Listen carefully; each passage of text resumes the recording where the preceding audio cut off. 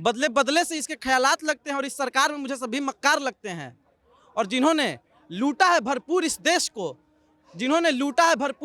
को, उन्हीं लोगों को हम एक्टिविस्ट गद्दार लगते हैं। अगर आप अपने अपने वोट के एक महत्व को समझिए कि आपका एक वोट कितना चेंज ला सकता है समाज में। तो यूथ का है आज का जल्दी भगाओ भाजपा। पीएम केयर फंड में जो पैसा है उसका हिसाब नहीं दे पाएंगे भाजपा वाले।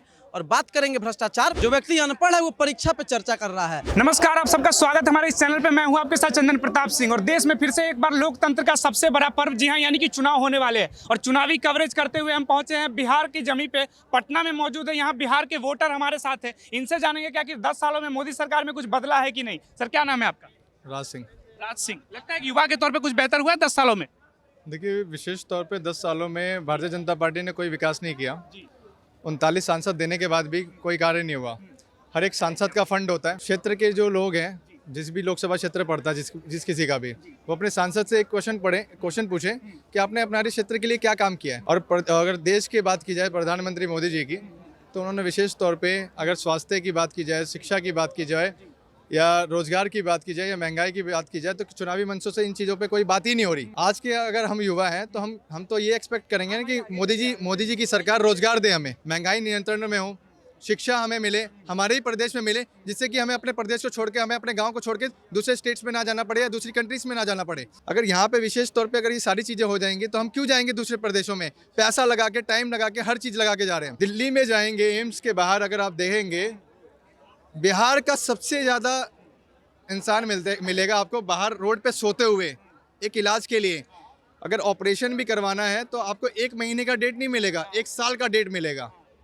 अगर इतना ही अच्छा, अगर गवर्नमेंट इतना अच्छा काम कर रही होती तो दिखता अच्छा, कई सारे एम्स खुलते बिहार में या अदर स्टेट्स में। 14 से पहले की सरकार ने कैसा कुछ किया बिहार में? देखिए, 14 से पहले की सरकार ने काम किया, तभी तो आप दिल्ली में एम्स में इलाज करवाने जा रहे हैं। पहले की सरकार भी कुछ नहीं किया? नहीं, पहले की सरकार ने ही काम किया है, तभी आप इलाज करवाने दिल्ली की तरफ जा रहे। सुनिए मेरी बात को, काम नहीं किया होता तो आप दिल्ली नहीं जाते, मर जाते। अच्छा, आप बता रहे थे, कई लोग ये कह रहे थे कि हम क्षेत्रीय कैंडिडेट नहीं देख रहे, सीधा मोदी जी का चेहरा देके वोट डाल रहे हैं। तो गलती है। पिछली बार 39 दे दिया, देख के 10 साल से वही देते आ रहे हैं। तो कम से कम आप काम की राजनीति पे बात करिए ना, काम पे बात करिए। अगर आप अपने वोट के एक महत्व को समझिए कि आपका एक वोट कितना चेंज ला सकता है समाज में। इस समाज की दशा को बदलने के लिए आपका एक वोट बहुत काफ़ी है। अगर आपको रोजगार चाहिए तो आप एक वोट से ला सकते हैं। अगर महंगाई नियंत्रण करें तो एक वोट से ला सकते हैं। शिक्षा लानी है या स्वास्थ्य लानी है तो एक वोट से ला सकते हैं। एक वोट चेंज ला सकता है। पर उस वोट की कीमत को लोगों को ये नहीं पता, बस अंधभक्ति में मोदी जी है, मोदी जी है, मोदी जी है। अरे मोदी जी को छोड़कर काम पे बात करिए ना। काम पे आपने कितना काम किया, कितना उस काम की बात करिए। कह रहे राशन दे रहे हैं, आयुष्मान कार्ड की बात हो रही है। सुनिए ना, राशन पहले भी मिलता, तो अभी कुछ नया नहीं है ऐसा कुछ, ठीक है। राशन पुराने में भी मिलता था, आज भी मिलता है। 4-5 किलो में पेट नहीं पल जाएगा मेरा। क्या नाम है भाई? अमितेश पांडे। क्या करते हैं? सोशल एक्टिविस्ट हैं एक्टिविस्ट हैं और स्टूडेंट हैं। बताइए। स्टूडेंट हैं, हाँ, पढ़ाई कर रहे हैं। बिल्कुल। शिक्षा में बदला है कुछ? देखिए, शिक्षा में बदला है कुछ। शिक्षा में भी 18% जीएसटी लगा हुआ है, ये बात आपको पता है? आप बता दीजिए। और इस देश के हालात ऐसे हैं, जो व्यक्ति अनपढ़ है वो परीक्षा पे चर्चा कर रहा है। और वैसे मैंने गलत बताया, मेरा नाम है डॉक्टर अमितेश पांडे, मैं डॉक्टर भी हूँ। डॉक्टर? हाँ। अच्छा। हाँ। कौन, पीएचडी वाला या एमबीबीएस वाला? ये पूछने वाले आप कौन हो रहे हैं? हम डॉक्टर हैं लेकिन डिग्री नहीं दिखाएंगे। हाँ, हम डॉक्टर हैं लेकिन डिग्री नहीं दिखाएंगे। तो फिर लोगों को पता कैसे चलेगा कि आप डॉक्टर? यही बात आप प्रधानमंत्री जी से काहे नहीं पूछे? एमए किए हुए हैं, masters in entire political science. Entire political science कहीं देखे हैं सब्जेक्ट? लेकिन वो डिग्री दिखाएं अपना, नहीं दिखाएं तो फिर अमितेश पांडे भी अपनी डिग्री नहीं दिखाएगा। एक तब तेजस्वी यादव की बात होती है कि 9वीं फेल होगा। चलो इसको कैसे हूँ, 9वीं फेल वाली जो बात आती है उसको कैसे देखते? देखिए, चौथी पास राजा से सवाल पूछने का जिगरा नहीं है इस देश के पत्रकारों के पास, और 9वीं फेल पे बात करते हैं। अगर कोई 9वीं फेल व्यक्ति बिहार का मुख्यमंत्री बनता है या उप मुख्यमंत्री बनता है और बिहारियों को रोजगार देता है, तो हमें वो 9वीं फेल व्यक्ति चाहिए। चौथी पास राजा को भगाएंगे हम लोग। तो यूथ का है आज का जल्दी भगाओ भाजपा। चौथी पास राजा अब नहीं चाहिए। चौथी पास राजा के दिन जाने वाले हैं और हम देश के लोगों के अच्छे दिन आने वाले हैं। कुछ लोग ये कहते हैं तेजस्वी यादव के लिए कि खुद ज्यादा पढ़े लिखे नहीं, तो विजन कैसे होगा पढ़ाई लिखाई जो पढ़े लिखे युवा है उसके लिए? अच्छा, तेजस्वी जी खुद युवा है कि नहीं है? है ना? बताइए हाँ या ना। बिल्कुल बिल्कुल युवा है तेजस्वी जी। आपको राजनीति में हर कोई युवा है, कोई बूढ़ा नहीं होता राजनीति में। गजब हाल है। 70 साल का कोई व्यक्ति है, वो बूढ़ा नहीं है। और तेजस्वी जी के बारे में आप बोल रहे हैं, आप तेजस्वी जी के बारे में बोल रहे हैं, युवा है कि नहीं? हम एक बात बोलना चाहेंगे, तेजस्वी जी युवा है, तेजस्वी जी युवा है और तलवारों के साये पर इतिहास हमारा पलता है। जिस ओर जवानी चलती है उस ओर जमाना चलता है। तो इस देश की युवाओं ने ठान लिया है और पूरा दमखम लगा दिया है कि अब देश को बचाना है और भाजपा को भगाना है। आपको पता होगा देश में अभी 46% युवा हैं, आबादी जो है 46% युवाओं की है इस देश में, और 84% युवा इस देश का बेरोजगार है। रोजगार बहुत बड़ा मुद्दा है, अहम मुद्दा है। बिल्कुल 2 करोड़ रोजगार मोदी जी ने कहा था, 10 वर्ष हो गए, 20 करोड़ रोजगार मिलना चाहिए था, 1 करोड़ का भी आंकड़ा पूरा नहीं किया उन्होंने।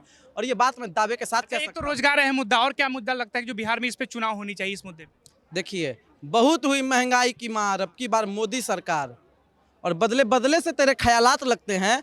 भाजपा की सरकार में मुझे सभी मक्कार लगते हैं, बदले बदले से इसके ख्यालात लगते हैं और इस सरकार में मुझे सभी मक्कार लगते हैं।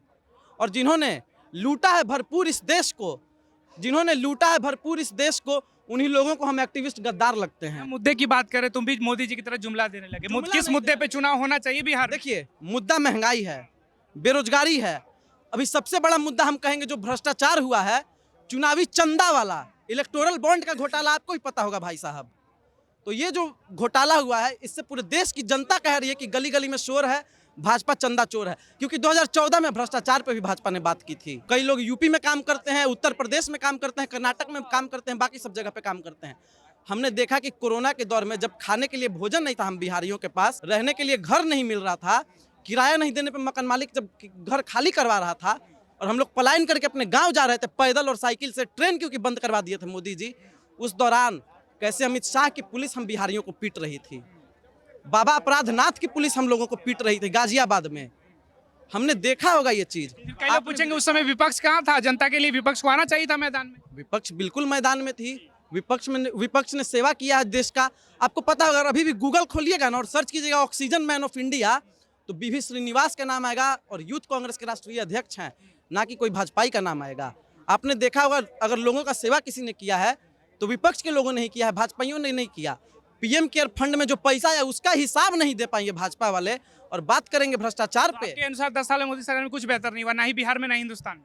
देखिए 10 साल में विकास हुआ है, लेकिन किसका हुआ है? जय शाह का विकास हुआ है और जय शाह के पापा का विकास हुआ है।